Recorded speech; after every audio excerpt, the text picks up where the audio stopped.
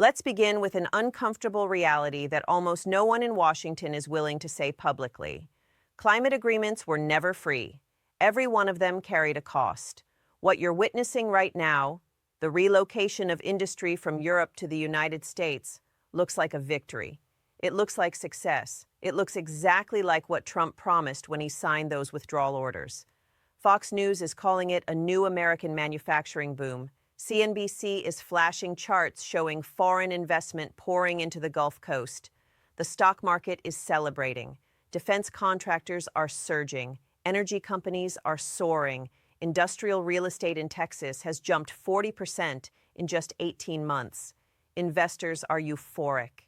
But today I'm going to show you, using real numbers and hard data from the IMF, the Federal Reserve, and the International Energy Agency, why this could turn out to be the most expensive short-term win in American history. Why this moment may mark the beginning of the decline of American global dominance. Not because of what Trump did, but because of what he dismantled in order to do it. Every agreement carried a price, not some vague future consequence. Real GDP, real jobs, real competitive advantage that American companies have been losing for more than 20 years. The Paris Climate Agreement committed the United States to cutting emissions 50 to 52% below 2005 levels by 2030. Think about what that actually required. Power plant regulations, fuel efficiency mandates on every vehicle rolling off Detroit assembly lines, methane restrictions on oil and gas production, hundreds of billions of dollars in compliance costs across every sector of American industry. Every ton of steel, every chemical facility, every refinery, every factory carried a regulatory burden that competitors overseas did not. Meanwhile, and this is the part that infuriated Trump and his advisors, China was playing an entirely different game. Beijing pledged only to peak emissions by 2030, not reduce them. They gave themselves a decade of unrestricted growth. While American firms spent billions retrofitting plants, installing carbon capture systems, and complying with renewable mandates, China used that time to dominate the entire green supply chain. Today, China manufactures more than 80% of the world's solar panels, 60% of wind turbines, and 75% of electric vehicle batteries. They built the infrastructure of the green transition, while American companies were busy paying for it. Here's the dark irony no one talks about. Every climate regulation imposed on American industry raised production costs. Those higher costs created demand for cheaper imports. And those imports came from China, the very country that allowed itself to keep polluting. When Germany's electricity prices hit $900 per megawatt hour during the 2024 crisis, and yes, that number is real, American natural gas was trading at $3 per million BTU. European gas was $14, 4 times more expensive for the same molecule. By 2025, industrial electricity prices in the EU were double those in the United States and 50% higher than in China. German households now pay the highest power prices in Europe. American households pay a fraction of that. The Trump administration looked at these numbers and saw economic handcuffs wrapped around American industry. And they decided to break them, strip away the ideology, ignore the political theater, forget whether you believe in climate change or think it's a hoax.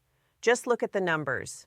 American LNG exports reached 13.7 billion cubic feet per day in 2025, enough gas to heat 50 million homes every single day. By 2028, North America's export capacity will more than double. New terminals are coming online across the Gulf Coast. Louisiana is shipping. Corpus Christi is operational. Golden Pass is under construction. And most of that gas is heading to Europe. By February 2025, 58% of all EU LNG imports came from the United States. Europe replaced Russian dependence with American dependence and paid dearly for it. Between 2022 and 2024, the EU spent roughly $225 billion on LNG. $100 billion went straight to American energy firms. This is not free trade. This is energy leverage. European gas prices remain 3 to 5 times higher than U.S. prices. Wholesale electricity in the EU hit $90 per megawatt hour in early 2025. In the US, it was 48. For energy-intensive industries, chemicals, steel, aluminum, glass, ceramics, paper, this isn't a disadvantage. It's a death sentence. BASF absorbed $3.2 billion in extra energy costs in 2022 alone. 84% of those costs hit European operations. Their CEO called it unbearable, so they shut down production in Germany, cut thousands of jobs, and expanded in Texas and Louisiana. German manufacturing lost 120,000 jobs in 2024. Employment dropped to the lowest level in decades. Trump didn't just leave climate agreements. He created an energy imbalance so extreme that European industry now faces a simple choice: relocate or die. Germany's economy, the industrial engine of Europe, is being hollowed out not by China, not by automation, but by American natural gas. Europe paid for its principles. America cashed the check. But climate was only the beginning. Trump targeted 66 international organizations. Not reforms, not adjustments, a demolition, the WHO during a pandemic, UNESCO, the UN Population Fund, the IPCC, the UN Climate Framework itself, arms control agencies, development banks, peacekeeping bodies, the justification. These institutions no longer served American interests. The real strategy was simpler. Stop paying for global governance, replace multilateralism with transactions. Want protection? Pay. Want trade? Concede. Want access? Make it worthwhile. On paper, it looks like savings. The U.S. was the largest funder. Pulling out saves billions. But those institutions were never charity. They were tools of American power. After World War II, the United States didn't just win, it built the system. The UN in New York, the IMF and World Bank in Washington, NATO under American command, the WTO based on American trade law, SWIFT under American oversight. This architecture wasn't generosity, it was control. The Bretton Woods system pegged global currencies to the dollar. American banks became the arteries of global commerce. American law became the default. For 80 years, this system compounded American power. And now it's being dismantled. The first risk is the China vacuum. When America leaves a chair empty, China takes it. At the 2025 UN Climate Summit, Xi Jinping announced China's leadership role while America was absent. Beijing now leads green development initiatives across the global south. China controls rare earths, solar, batteries, green tech standards, AI governance, telecommunications rules. When America leaves the room, China redesigns it. China's cross-border payment system now links nearly 5,000 banks in 185 countries. It is a parallel to SWIFT. Europe and China just reaffirmed their climate partnership without the United States. The world is reorganizing itself around America's absence. The second risk is the dollar. The dollar's share of global reserves has fallen to 58%, the lowest in 30 years. China has cut U.S. Treasury holdings by nearly half and replaced them with gold. BRICS nations now conduct 90% of their internal trade in local currencies. The dollar's reserve status allows America to run massive deficits. It keeps interest rates low. It finances American power. That foundation is eroding.